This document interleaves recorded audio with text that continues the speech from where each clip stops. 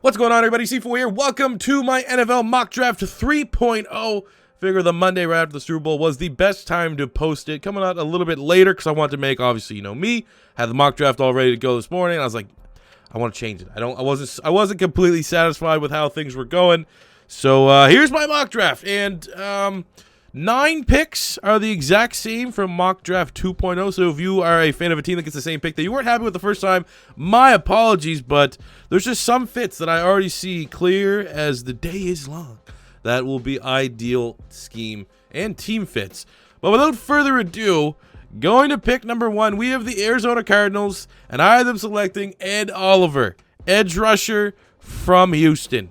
Now, when you look at Ed Oliver, I think he's going to be a perfect fit for that 3-4 scheme. Much more appealing as a 3-4 defensive end than I think Nick Bosa is. We know that with the hiring of Vance Joseph, from all reports that I've been able to read with Arizona, they will be looking at getting and reverting back to a 3-4 scheme where we know, their best edge rusher, Chandler Jones, can play outside linebacker. So I think because of that, when you look at a guy, in my opinion, that is every bit, at least has the opportunity, every bit of opportunity and athletic talent to potentially become the next Aaron Donald, you have to jump on that, especially when he's in your own division. Imagine if you're the Arizona Cardinals, you tell him you have your own chance of getting Aaron Donald, you got to jump on that. Now, I'm not saying Nick Bosa can't play in a 3-4. Obviously, Nick Bosa is an incredibly popular pick to go first overall to the Cardinals. I really do think it's almost a 1A, 1B, a little bit lesser of a 1C between Oliver, Bosa, and Quinnen Williams. But I think when you're talking about a 3-4 scheme, give me Ed Oliver coming off that edge all day long. Now, Ed Oliver is a tweener. He's going to probably weigh in anywhere between 275 and 285, maybe 290. Either way, he, I think, from a build standpoint, is a 3-4 end, and absolutely home run pick here for the Cardinals. Everyone knows I'm high on Ed Oliver. Everyone knows since last year he's been my #1 player. Things ain't changing, and I think with Arizona now going to a 3-4, the pick to me is clear. Ed Oliver is the guy, especially once he blows away the combine. You're going to see a lot more people hop on Ed Oliver at 1. That hype train, it's beginning right here. Going to the second pick of the draft for the 49ers, either going Nick Bosa, defensive end from Ohio State. I think he clearly can come in and be defensive end 1. Solomon Thomas is still working, still refining his craft after being kind of an interior guy at Stanford. Struggling a little bit to make that transition, but I think, he is coming along. And then obviously you got Eric Armstead, who's, he is what he is, still hopefully there's some upside there. And then DeForest Buckner is an animal, one of the best 3 techniques in the little league. So getting a Nick Bosa pretty much is a dream pick here for the San Francisco 49ers because you debatably could think that their biggest need is edge rusher, and they get the best 4-3 edge rusher in the class. Going to pick number 3, we have the New York Jets. And I was selecting Quinnen Williams, defensive tackle from the University of Alabama. With the Jets moving to a 4-3 with Greg Williams as their coach, I think they need the best 3 technique available. Now, the question does come in, what are they going to do with Leonard Williams? I would assume they're going to look at trying to trade Leonard Williams to a 3-4 scheme team because he does have a lot of value. Leonard Williams is a good player, but they go 4-3, hell. Just have him play that. I think Quinnen Williams, you have your own version of the Williams wall. For those of you that remember, that used to be the Pat Williams and Kevin Williams for the Minnesota Vikings. You might be able to have your own little spin on things there for the Jets. But I think ultimately with the Jets going to a 4-3, Quinnen Williams still being here at pick number 3 is a very easy pick to make. Going to pick number 4, we have the Oakland Raiders. And I am selecting DK Metcalfe, wide receiver from Ole Miss. I think when you look at the needs for the Raiders, everyone wants them to get an edge rusher. I'm going to say this right now. I have them signing Brandon Graham in free agency. They're going to get the best defensive end in free agency, I think. And I think even if they don't get him, they can go get Frank Clark if he doesn't get picked up by the Seahawks. I think there is going to be enough talent at defensive end that they're not going to overreach. They're not going to grab a player that, might be better in a 3-4 to try to play their 4-3. I think Oakland will do their business at edge rusher in free agency, which kind of opens things up with their 3 first-round picks. So they're going to start with, in my opinion, the highest upside out of any skill position player in this year's draft. And when you look at the wide receivers there for the Raiders, not much there. You got Jordy Nelson, who's super old. You got that's it, really, in terms of established. You got Marcel Aitman, who's showing some flashes. You got Seth Roberts as a slot wide receiver. Not much there. DK Metcalfe, who has the potential to become that next elite wide receiver in the league. I think for the Raiders, understanding their prospects at wide receiver, they have to make this risky gamble. And I don't think once we see how well he tested the combine, many people are going to think it's that much of a gamble. They're going to be understanding that DK Metcalfe is absolutely a top 10 talent. And we see anytime there's a top 10 skill position player they will get grabbed up by teams earlier than you expect. We saw it with Corey Davis a couple of years ago with the Tennessee Titans. I think we're going to see it here at pick 4 from the Raiders. Again, there's still some trades that could happen in real life that it could, any team that wants to jump ahead to grab a quarterback. I think the Jets at 3 could be very intrigued. I think the Niners at 2 could be very intrigued if Nick Bosa is gone. I also think the Raiders at 4 could be very well intrigued to moving down to a team that wants to leapfrog the New York Giants for a quarterback. Going to pick number 5 with the Tampa Bay Buccaneers, I was selecting Josh Allen, edge rusher from Kentucky. The Bucs are going to be moving to a 3-4 with Todd Bowles as their DC. And when you look at the roster, not a lot of 3-4 ends. You might be able to get no, I don't know. I really don't know. Can you move Noah Spence? Can you really move JPP? I mean, the Giants last year traded JPP to the Bucs because they were moving to a 3-4. So I kind of look at the Bucs saying, all right, open for business. I think they're going to be moving a lot of pieces around. And I think Josh Allen, especially moving at 3-4, that is where Josh Allen is going to succeed. The Raiders, they need edge rusher. Josh Allen is a much better 3-4 outside linebacker than he will be a 4-3 defensive end. He's just not strong enough, I don't think, to be a 4-3 defensive end. But as an edge rusher, as an outside linebacker, I think Josh Allen in Tampa with Todd Bowles as his DC will be an exceptional pick here for the Tampa Bay Buccaneers at 5. Going to pick number 6, we have the New York Giants selecting Dwayne Haskins. He'll be QB2. It is a very popular pick. Haven't changed it at all. You obviously look at the Giants, see Eli Manning, see any quarterback in this year's draft class. None of them are pro-ready, and it does, for whatever reason, seem like the New York Giants are satisfied, are willing to have Eli be their starter next year. So I think it's probably the best landing spot possible for a guy like Dwayne Haskins. When you look at this very weak quarterback class, he needs to sit, and I guess if one team's already committed for Eli to be their starter, I mean, he's not going to get rushed. I think the Giants will wait to the last possible second with Eli Manning as their starting quarterback. And a guy like Dwayne Haskins has a lot of the intangibles that you want as a starting quarterback. I guess the big question does come, where would you really rank Dwayne Haskins to next year's draft class? Like, should the Giants go somewhere else if they're already committed to Eli Manning, and then next year where the quarterback class is easily better, why don't they just wait then? And that's kind of a valid question, but I still think Dwayne Haskins would be a first-round quarterback next year, obviously with the likes of Justin Herbert, probably Tua. I would probably put Dwayne Haskins right in that, probably around QB3, maybe even QB2. I think Justin Herbert's the clear quarterback 1 next year. But I think, for the Giants, you're sitting in this pole position to grab someone that you could debate as much upside as any quarterback that will be coming out of college next year. I think you got to do it, especially with a favorable scenario where he doesn't have to get thrown to the wolves and play right away. Going to pick number 7, we the Jacksonville Jaguars. I'm selecting Cody Ford, offensive lineman from Oklahoma. When you look at Cody Ford, I think he can play guard. That's where a lot of people are kind of pigeonholing him. Looks very, very similar instead of tape-wise to what we saw with Quentin Nelson coming out of Notre Dame. Don't think he's as good as Quentin Nelson, but it's pretty close. But I think what you get with Ford that you don't get with Nelson is where Nelson was more refined and a clear goddamn Pro Bowl talent as a rookie. I think you get a Cody Ford that has less of that, more versatility, because a lot of people think you probably can play Cody Ford as a tackle, which is where he did play for the Oklahoma Sooners. And really the Jacksonville Jaguars, debatably, obviously, with a quarterback, I think Jags are going to get a quarterback in free agency. I think it'll be Nick Foles, to be completely honest with you. So I think that's going to completely write off QB here at 7. So then you just look at where is the biggest weakness there. And I think there's going to be some cap casualties to happen for the Jacksonville Jaguars. But ultimately, right now, the right side of that offensive line is a dumpster fire. I think Cody Ford, wherever you want to play him, he will solidify that right-hand side, be it right guard starting, which he will as a rookie, or right tackle starting as a rookie. So that is good value, and guys that can start day 1 usually go top 10 in the National Football League draft, especially at the offensive line spot. I'm going to pick number 8. We have the Detroit Lions. 3rd straight. This is the only pick that I have had the same player for all 3 drafts, and it's not changing. Sorry, Lion fans, if you hate it. I'm going Rashon Gary, defensive lineman from Michigan. He's literally the perfect fit. If you saw Rashon Gary, when you see what he does at the Combine, and he's going to have a very good Combine, you're going to be like, okay. Well, we saw what Matt Patricia did with Deshaun Hand. Kind of a little bit underrated out of Alabama, had that potential. Matt Patricia got him to take his game and elevate it to another level. Now knowing that Ziggy Ansah is going in free agency, the fact that we know Matt Patricia can develop these guys, get a guy like Rashon Gary who has an incredibly high ceiling but needs to go to a place and a coach and have a DC that can develop him, that can put him in the right positions to make plays.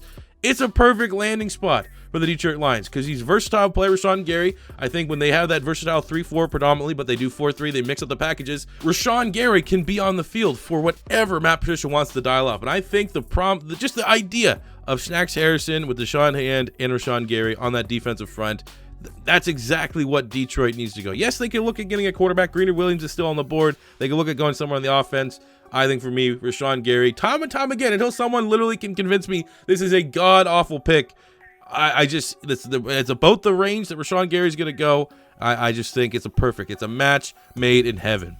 Going to pick number 9, we have the Buffalo Bills. I'm selecting Jonah Williams, offensive lineman from Alabama. I think they're very, very excited that Cody Ford went off the board of Jacksonville. He's now sitting there. Jonah Williams, I think, again, very similar to Cody Ford. He will play wherever the Bills want him to on the right-hand side of the line.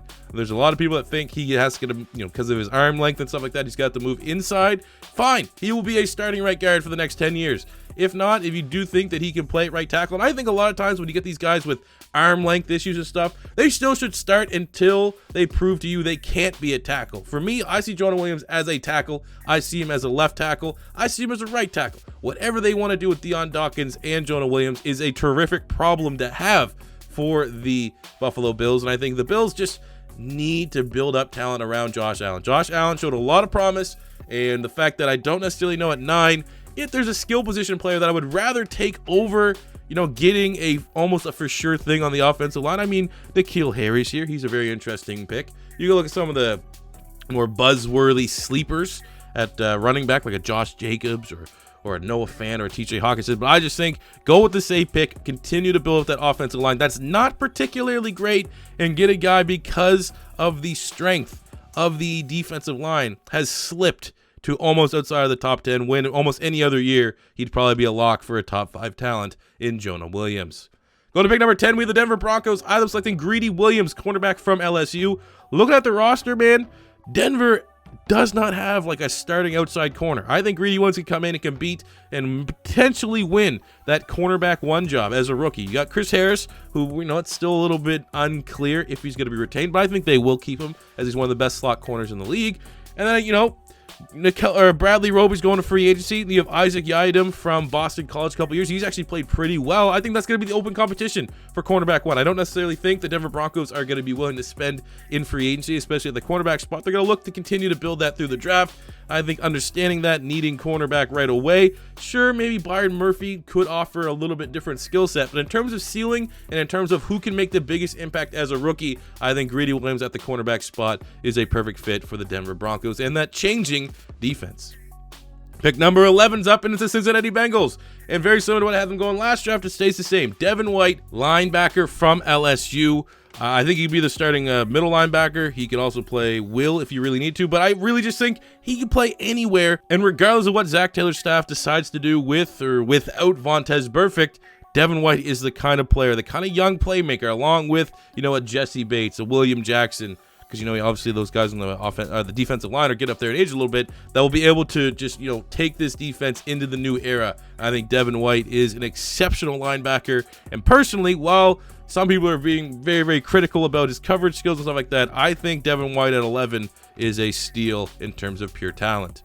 Go to pick number 12, we have the Green Bay Packers. I was selecting Clelin Ferrell, edge rusher / outside linebacker in this scheme from Clemson. I think he does have the athletic traits to play outside linebacker, and I think understanding that it pretty much is the end of the line here for Clay Matthews, the Packers need to get someone that can affect the pass as much as humanly possible. They tried doing their best to get the pass affected from the back end. Jair Alexander looks good. They got Josh Jackson. You got, what's his name? The other dude, Kevin King. All right, those guys are developing. Now let's get some edge pressure. And obviously they paid big money to Nick Perry. He's kind of not lived up to his contract, but I think it's too early to kind of, throw the towel on him. But get himself a partner. Get Clay Matthews' ugly contract off the books for limited production and get a guy like Clelin Ferrell, who, might be a slightly better fit as a 4-3 defensive end, but ultimately I think has the tools and traits to be an outside linebacker. And just from affecting the pass rusher, you're not going to find a better player at pick 12. Great value for the Green Bay Packers. Going to pick 13, we have the Miami Dolphins. I'm selecting Drew Lock, quarterback from Missouri. I think the Miami Dolphins are going to be the team that misses out on a quarterback in free agency. I think a part of that will be, not so much, but I think a little bit of part of it is because they got the late hire for the head coach. They've had a less time to kind of build the direction the franchise is going to go. There's a lot of reports that Ryan Tannehill is going to be out, so they will be looking for a quarterback. They're clearly, I don't think, are going to have the ammunition to move up unless they're going to just drastically, wow, say the Raiders or the Jets or the 49ers or something like that. So I think they're going to be sitting there at 13, feeling comfortable with Drew Lock. Man, Drew Lock, I think out of all the quarterbacks so far, since all of the off-season stuff has happened during the college football season from the Senior Bowl and stuff like that. And out of all the QBs, his stock has gone up the most. I mean, we've seen Will Grier kind of whelmed at the Senior Bowl. Daniel Jones, I would say his stock is kind of going down a little bit. Kyler Murray, the fact that he's just so uncommittal to football and stuff, I don't think he's going to sit the first round. So that kind of just leaves you with Drew Lock. I think Drew Lock is an intriguing prospect. It's just a bad spot for the Dolphins, man. Either way around it, I don't think even if they get Drew Lock, so they're clearly getting the second best QB. Then they kind of also need to get an attractive free agent quarterback. Maybe Joe Flacco could be it, but clearly if you get Flacco, you're gonna want a guy like a Drew Lock sitting behind him, developing, getting ready to eventually be your starter. Again, I like to say and think the same thing I did when we talked about at pick 6, the Giants getting Dwayne Haskins. Where would you rank Drew Lock when things come to next year's quarterbacks? And again, I think Drew Lock this year, next year, 3 years from now, he is going to be that fringe first round, second round quarterback. I mean, in my QB rankings, I think I had Drew Lock at 4. I'm not a huge fan of Drew Lock, but I'm just kind of getting a gut feeling from all the people that are talking about him is that his stock is definitely on the up. And for given how weak of a quarterback class this is going to be, how weak potentially the free agency period is going to be for the quarterback spot. I mean, really, after Nick Foles, I don't think there's much I'd want out there, to be completely honest with you. But that obviously is a biased opinion. I think Drew Lock is the get here for the Dolphins, but this is definitely a position I will reevaluate for mock drafts until I come up with my very final one after the combine and all that stuff. Going to pick number 14, we have the Atlanta Falcons. This pick stays the exact same, I believe, as what we had last time, and that is Jeffrey Simmons. They get Jeffrey Simmons, defensive tackle from Mississippi State. Now, we don't know what's going to happen with Grady Jarrett. He's set to be a free agent. I'd be shocked if they let him walk, but, you never know. He could have a massive cap, so if that happens, Jeffrey Simmons slipping here because of the off the field, he's a top 10 talent. This is just a great fit for the Atlanta Falcons, especially home run fit if they do lose Grady Jarrett, because Jeffrey Simmons is a guy that can absolutely start day one as a defensive tackle. But even if they bring back Grady Jarrett, they don't really have a strong defensive tackle number 2. So if they do re-sign Grady Jarrett, double up and improve the interior of that defensive line. They got Sanat, I think. He was like a mid-round pick last year out of South Florida. He's not bad, but he's never going to be much more than a rotational guy. Continue to establish that defensive front. You're going to assume that obviously Tack McKinley had some off the field this year. He'll be back. Vic Beasley, get a little bit more consistency through his game. Those are going to be your edge rushers. Get Grady Jarrett locked up and finish that offensive line at pick 14 with Jeffrey Simmons. Go to pick number 15 with the Washington Redskins. Either selecting N'Keal Harry, wide receiver from Arizona State. When you look at the Washington Redskins, again, another team I kind of feel maybe more so than Miami. Washington and Jacksonville will be the two teams that get a veteran. I think, honestly, obviously the two big names are going to be Joe Flacco. Here's what I'm thinking. So we justify the Raiders at pick 4 going with wide receiver because I think they're going to get Brandon Graham. They're going to get one of the edge rushers in free agency. So then you look at the 3 QBs, 3 available quarterbacks. Joe Flacco, Nick Foles, and Teddy Bridgewater. I'm going to say Foles goes to Jacksonville. I'm going to say Flacco goes to Miami. I think Bridgewater will be that gap quarterback until they figure out what's going on with Alex Smith, or they can draft a potential replacement in Washington. So that being said, the Redskins kind of already have QB from my planning of this mock draft. They at least have this year's upcoming QB settled, ? So looking at the roster, where else do they need to go? Where is the value here at pick 15? I think it's N'Keal Harry. You look at the wide receivers, they paid a lot of money to get Paul Richardson last year in free agency from the Seattle Seahawks. I'm going to assume they'll probably, when he gets healthy, will open up with him as wide receiver 1. Then you look at wide receiver 2, though. I think it's time to just say Josh Doxson, the 2016 first-round pick, not panning out. So from that, you look really, completely honestly, at this Redskins offense. Jamison Crowder at the slot, that is their only bona fide weapon. We don't know yet what you're really going to get out of Paul Richardson.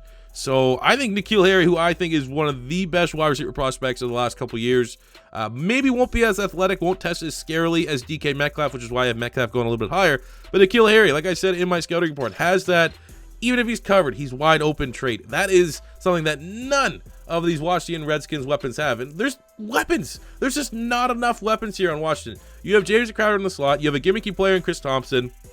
Maybe not Darius Geis. Is he going to look the same after that injury? But you're going to assume maybe he will.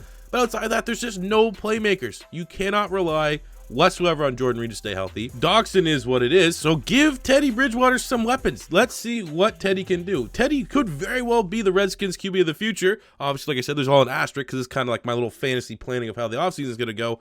But they got to get a weapon. And the biggest weapon at pick 15 here for the Redskins is the very talented N'Keal Harry from Arizona State.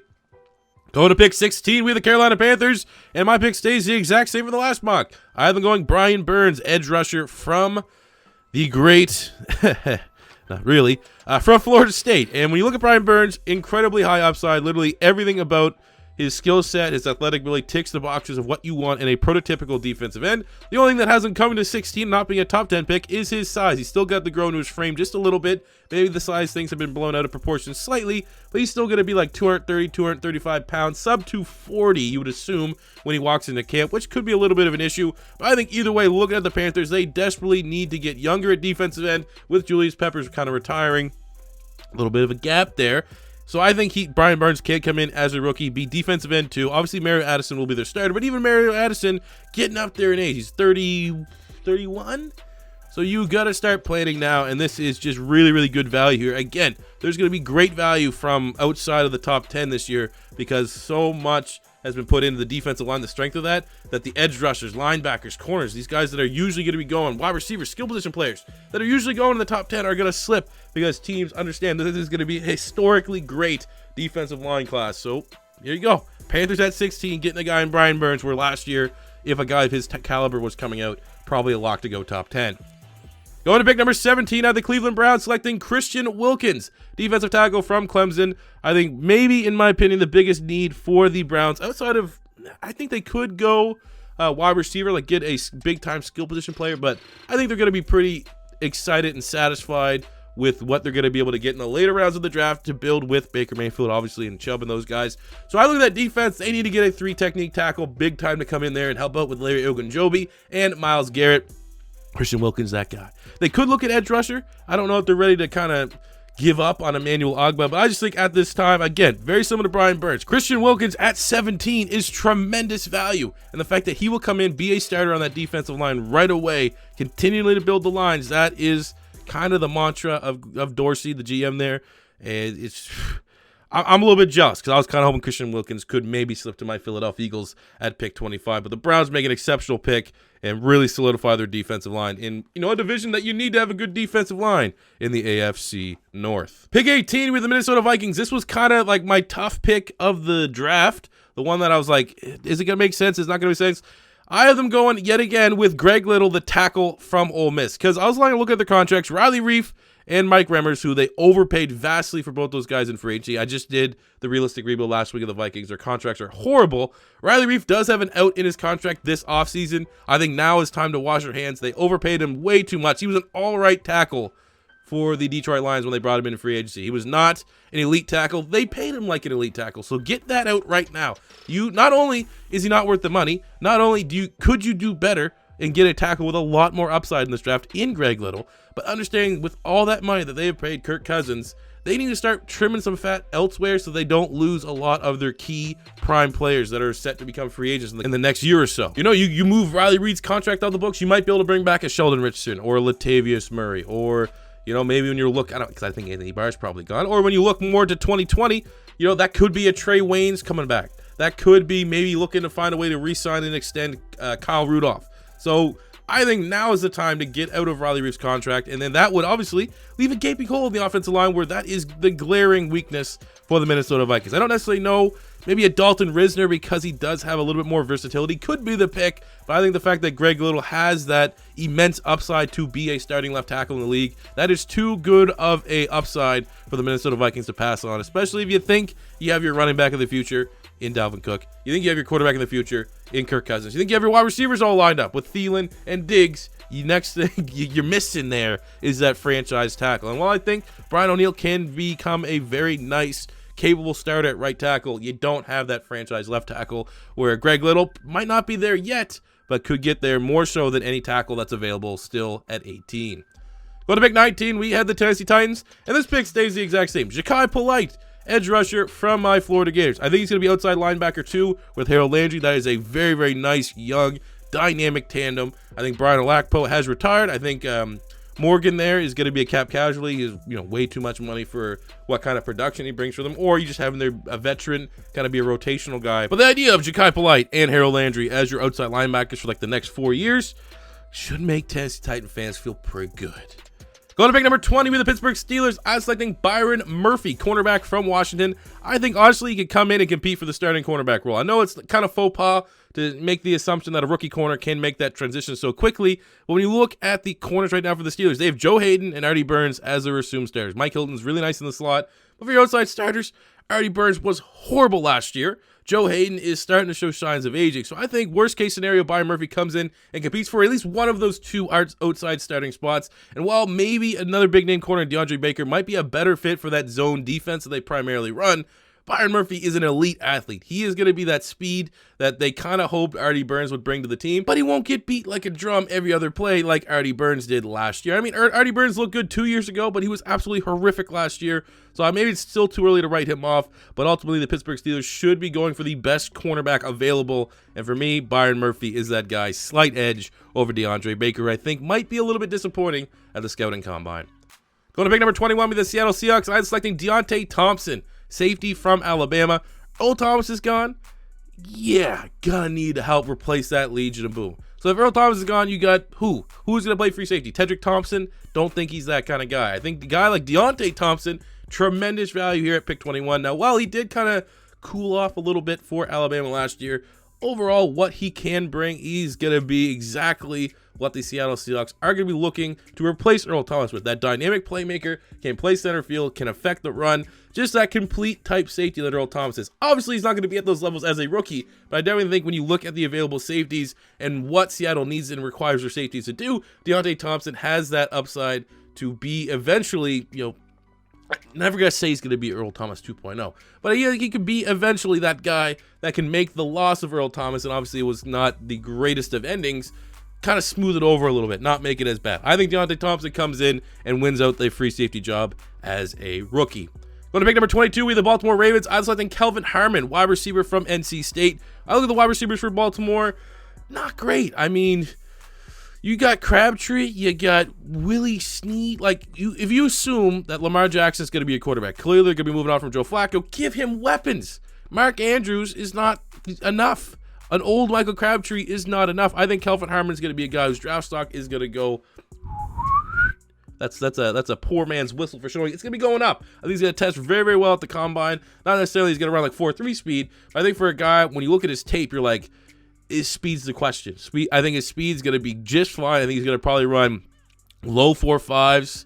And his tape's exceptional. He is a do-it-all wide receiver. I think he has a very, very high floor, low bust potential, and ultimately when I look at it, Baltimore needs a sure thing at wide receiver to help with Lamar Jackson's development. I don't necessarily know if there's that option in free agency, so I'm looking at the wide receivers right now. Obviously there's a Hollywood Brown, but he's more of a deep threat kind of guy that they might be able to re-sign and retain in John Brown. Honestly, looking at the fact that they need wide receivers, I don't know why Baltimore let John Brown go, but a guy like Kelvin Harmon can play in the slot. He can play on the outside. He's very similar game to what an in-prime Crabtree was. So I think Kelvin Harmon getting a wide receiver, a big play wide receiver on the outside for Baltimore to help out Lamar Jackson is paramount in the draft. Go to pick number 23 with the Houston Texans. I'm selecting Dalton Reisner, offensive lineman from Kansas State. With Reisner, he can play tackle, guard, center. He has incredible versatility. It's pretty clear that every time someone talks about the Houston Texans, they talk about how many times Deshaun Watson was sacked. It's very clear the Texans need to get the best offensive lineman available. I think the fact that Reisner brings that versatility, that he can play pretty much anywhere in the offensive line, but probably has a great shot at playing at tackle, that is just, it's an easy. This pick is getting ran up to the draft announcer if he's still sitting there at 23 like I think he will be. Going to pick number 24, we have the Oakland Raiders. This pick is via the Bears from the Khalil Mack trade. Speaking of Mack, they select Mack Wilson, linebacker from Alabama. I think when you look at the linebacking core right now for the Raiders, not great. You have Tahir Whitehead, who's solid. Outside of that, who's going to play Will? Who's going to play Sam? They just have a bunch of guys. A guy like Mack Wilson, sideline to sideline, very extinct full linebacker that can have a lot of effect, especially on the pass game, man. He's really, really good in coverage. That's kind of like the big advantage that a lot of scouts are giving him over an athletic freak like Devon White, who went to the Bengals a lot earlier. I see Mack Wilson finally being that linebacker that the Raiders draft and being an excellent, excellent pickup as a rookie. Has a chance, I honestly think, with the amount of snaps and stuff that he's going to be getting, could be this year's Darius Leonard in terms of production from a rookie linebacker. Going to pick number 25, it's my Philadelphia Eagles, and I am taking Montez Sweat, defensive end from Mississippi State. We already talked about this a couple days ago in my Eagles mock. It stays pretty much the same. With Brandon Graham going to free agency, I think Montez Sweat can come in and eventually be that replacement because I think he's very similar to Brandon Graham. He does a lot of the ugly things that don't necessarily always show up on the stat sheet. We saw at the Senior Bowl that he could set the edge and affect the run, and ultimately has that SEC production as a sack specialist that I think we're going to be very happy with. I think long-term Montez Sweat and Derek Barnett are going to be our edge rushers, but I think as a rookie, you have Montez Sweat, those three guys rotating, being Montez Sweat, being a now healthy, returning off an injury, Derek Barnett, and of course, Michael Bennett. Going to pick 26 with the Annapolis Colts. Again, a tricky pick, understanding where the board's at. So I just think they honestly go best player available. I think that's exactly what made Chris Ballard such a good drafter last year. I think he probably should be executive of the year with the way that he drafted. I think they go DeAndre Baker, cornerback from Georgia. I think DeAndre Baker, when you look at all the guys available, has immense talent. And when we look at the quarterbacks there for the Colts, they don't really have that guy yet. I'm actually a big fan of Kenny Moore. They got Quincy Wilson from the Gators. You got Hairston. You got Jalen Collins. That's a flyer. He showed some promise with the Falcons, but had some off the fields. But there's just that big-time corners not really there yet. So I think they're just sitting here like, okay, DeAndre Baker, probably more of a top 15 talent, slipping here to 26. This is what and how you build up a tremendous roster by getting these kind of value picks into the 20s. And I think ultimately corner might not be the most glaring need, but in terms of best player available, a guy like DeAndre Baker who could come in at a lot more competition to find out who is going to be a true corner one in this Colts team. Like, because even though I like Kenny Moore, even though obviously I have a little bit of Gator bias to Quincy Wilson, none of those guys have truly established themselves as the corner one. DeAndre Baker is going to not only just, obviously competition, the cream rises to the top, but I do think he ultimately has that upside to be that, slightly undersized, slightly under 6 feet tall, but outside corner that the Colts really, really need and haven't really had since, Vontae Davis 4 or 5 years ago. Going to pick number 27, we have the Oakland Raiders, their third pick. This is a pick via Dallas, and I am selecting Nasir Adderley, free safety from Delaware. When you look at the Raiders, if you had to look at the Raiders right now and find the one weakest position on the roster, I think it's free safety. Because right now, their current starting free safety is Eric Harris. No idea who that is. Nasir Adderley is getting a lot of first-round hype because he's a free safety. It likes to hit, has exceptional range. This guy has cornerback-like traits at that safety spot. And when you look at, they have a very, very good, I think, young safety in Carl Joseph. But someone like Nasir Adderley, that is a very enticing tandem. You get just two guys that can kind of, cover the shit out of anything you're going to throw out of the backfield. I think coverage is one of the bigger things for Carl Joseph. He can obviously play the run. But I think a guy like Nasir Adderley, well, maybe the Raiders could look at adding a safety in free agency. There's going to be an all-right safety free agents that are going to be available there.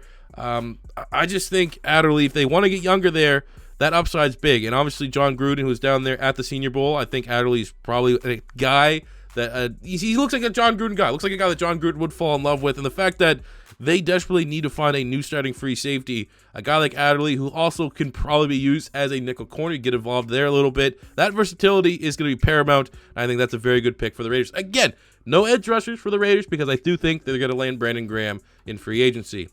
Go to pick number 28. We have the LA Chargers. I selected Jawan Taylor, tackle from Florida. We look at the Chargers. They desperately need a right tackle, and I think eventually a guy like Jawan Taylor could maybe move to left tackle because Russell Okung not getting any younger, and you do have a guy on the interior of that offensive line in Forrest Lamp that I think eventually could swing out to tackle. But Jawan Taylor is getting a lot of first-round buzz right now for the offensive tackle spot. I've seen him at Florida. I think there is some maybe consistency issues that will definitely get cleared up in the NFL, but from a talent prospect, from a length, from athletic ability, he definitely is going to be a starting tackle in the National Football League. We look at the Chargers, clearly with Anthony Lynn, they like to run the ball, and they don't really have the greatest of tackles right now. The offensive line is a work in progress. They obviously need to get fully healthy, but I think a guy like Jawan Taylor ultimately can be a starting right tackle as a rookie and push out Sam Tevy. Going to pick number 29 with the Kansas City Chiefs, I was selecting Chauncey Gardner-Johnson from my Florida Gators back-to-back. Chauncey Gardner-Johnson is a free safety nickel hybrid. He literally kind of played like money backer a little bit for my Gators this year, but that versatility is going to be huge for the Kansas City Chiefs. Daniel Sorensen just not good enough. I think Sorensen can be like a nickel linebacker, be a little bit versatile, but they're going to be switching. They're switching their scheme to a 4-3, which means there's going to be a lot of fat getting trimmed. You got to see Justin Houston gone. You got to see probably D Ford hit free agency. So you're going to be moving things around. Who is going to be able to come in and affect that defense the most? I think at this spot, the pairing of Chauncey Gardner-Johnson with a Eric Berry in this new defense that's going to have a bunch of different looks, he is going to be the perfect fit for this. And ultimately, Chiefs need to get better, obviously, at defense. That's why they need to change it around, because he just can't keep relying on the strategy of, oh, well, you know, Patrick Mahomes is going to eventually score more points than their team. You got to start playing a little bit of defense. A guy like Chauncey Gardner-Johnson, understand that they probably could go corner, get another corner in the second round. Just go BPA that can help that defense right away. I think bringing in a free safety in Chauncey Gardner-Johnson also will do a lot more different things. Being that utility knife for that Chiefs defense is very good at pick 29. Going to pick number 30 with the Green Bay Packers. This pick is via the Saints. I was selecting Noah Fant, tight end from Iowa. Now, one of the more polarizing things when I'm trying to do this mock is what the hell's going on with Jimmy Graham? Is he going to be a cap casualty? They'll free up $4 million, get younger. So Noah Fant would have almost a clear shot at being the starting tight end. Even if not, he's just an offensive weapon for Aaron Rodgers. I think Noah Fant can go to a team that already has maybe an established older tight end, and he still will get looks. Very similar to how the Philadelphia Eagles use Dallas Goedert. Use their highest pick on Dallas Goedert. Ran out 2 tight end sets. He played slot wide receiver. I think Noah Fant's obviously a little bit different kind of guy than Dallas Goedert. Dallas Goedert's very good at blocking, whereas Noah Fant's just an elite, exceptional athlete. But I just think another offensive weapon for Aaron Rodgers that will be able to find very different ways to get on the field as a rookie if he's not the starting tight end. But if they do move on from Jimmy Graham, which I think is very plausible, he can definitely be that starting tight end and be, you can already put penciled in, I think.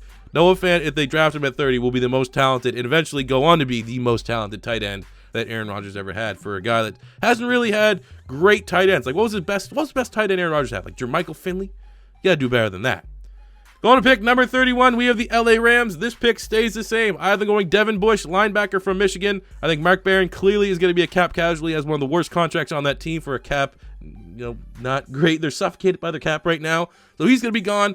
I think Corey Littleton has emerged himself as a pretty solid middle linebacker. So a guy like Devin Bush, who's obviously a little bit undersized, but an elite athlete, sideline to sideline, leader, a lot of traits that you're going to want in a Wade Phillips defense. Very easy pick. This is just simple. I don't need to go on and on. This is very similar to, I think the pick that we have with the Detroit Lions, going Rashon Gary. I'm probably going to have it every single time because it makes so much sense, and it's going to be where that player is still available. And then finish up the draft at pick 32. I have the New England Patriots, your Super Bowl champions. I was selecting TJ Hawkinson, tight end from Iowa. Clearly, there's a lot of rumblings about Gronk retiring, and the last mock draft, I had them taking Noah Fant. Exact same reasons apply to Hawkinson. I think TJ Hawkinson's obviously a little bit more like a Gronk type than a Noah Fant, but ultimately, if Gronk stays, I think they still need that second tight end, that dimension that their offense has really been lacking since they lost Aaron Hernandez. They tried bringing in Dwayne Allen, who kind of had an ugly contract from the Colts. Things haven't really worked out there, and then it almost seems like every preseason, the Patriots have some no-name tight end. There are people like, oh man, we can't wait for him to hopefully be our next Aaron Hernandez type. It just hasn't been there. So that is if Gronk returns, you get a guy like Hawkinson, you get that. And then if Gronk doesn't return, clearly having a very impactful tight end that can run block, then catch the ball across the middle of the field, and someone like Hawkinson, who's coming over as the reigning defending Mackey Award winner, which goes to the best tight end in college, he could be that guy that eventually takes over for Gronk for a team in New England doesn't have a whole lot of needs coming into this draft. So there you go, guys. That is my NFL mock draft 3.0 here on this post-Super Bowl Monday. Hope some of you guys have woken up from that boring Super Bowl to watch in and listen to this mock draft. If you agree or disagree with any of the picks, let me know. This is probably the first time that's really, really paramount, because from this mock draft, roughly is how I'm going to be working in the full 7-round mock draft for all the teams. So make sure, if you're a fan of any of the teams that you might have liked or disliked any of the picks, let me know, because like I said, I'm going to be using the feedback from this video as the basis and starting point for all the 7-round mocks that will probably be starting in a week or so's time. So thank you guys for watching, and as always, your first time stopping by, don't be afraid to hit that subscribe button, smash the like button if you enjoyed, and until next time, it's C4 saying peace out.